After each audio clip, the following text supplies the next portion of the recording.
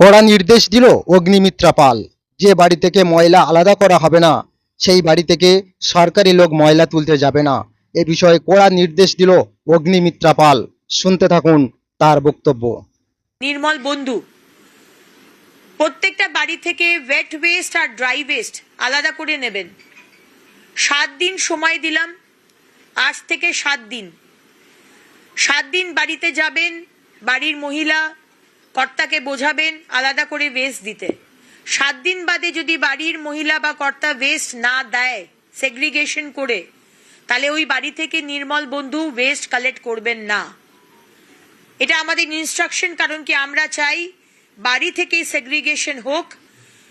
কারণ আমাদের যে লেগাসি ওয়েস্ট আমরা যে দেখি জায়গায় জায়গায় পাহাড় হয়ে রয়েছে, সেখান থেকে আলাদা করা খুব মুশকিল।